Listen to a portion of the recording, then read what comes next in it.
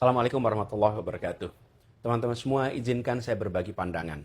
Saya mengikuti dengan seksama apa yang sedang terjadi di negeri ini. Dan terus terang kondisinya tidak baik-baik saja. Rupiah jatuh ke titik terendah sepanjang sejarah. Harga-harga naik, kesempatan kerja menyempit, daya beli rumah tangga melemah, tabungan tergerus. Dan ini berdampak pada hajat hidup orang banyak. Tantangan di depan juga masih panjang. Geopolitik yang memanas, konflik membayang di Timur Tengah, dan para ilmuwan mengingatkan El Nino terkuat dalam sejarah pengamatan itu sudah ada depan mata. Satu ujian saja berat, saat ini beberapa datang bersamaan, maka beratnya berlipat. Dalam situasi seperti ini, yang paling dibutuhkan pasar dan publik adalah satu hal, kepastian. Bukan ketenangan semu, bukan masalah yang ditaburi gula-gula, tapi kepastian yang lahir dari transparansi dan kejujuran. Dari arah yang jelas, dari pemerintah yang tahu akan kemana negeri ini dibawa.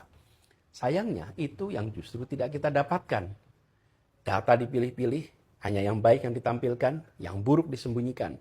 Komentar pejabat soal situasi serius sering terdengar enteng bahkan bercanda.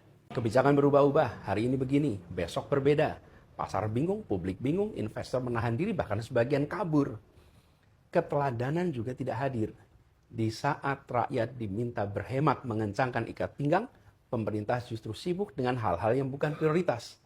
Pemborosan di atas, pengetatan di bawah. Ini tampak sebagai ketidakpekaan. Peringatan sudah datang dari mana-mana. Dari ekonom dalam negeri, dari lembaga keuangan internasional, dari media-media nasional dan internasional yang mengamati Indonesia. Tidak mungkin mereka semua keliru bersama-sama di saat yang sama. Ini yang dipertaruhkan adalah hajat hidup ratusan juta orang. Maka situasi ini harus diperlakukan dengan keseriusan yang sepadan. Oleh karena itu saya mengajak kepada pemerintah, berhentilah memberi obat tidur kepada publik. Buka data apa adanya. Sampaikan masalah dengan jujur. Berikan arah kebijakan yang jelas dan konsisten. Pimpin secara solid, ajak, dan dari atas sampai bawah.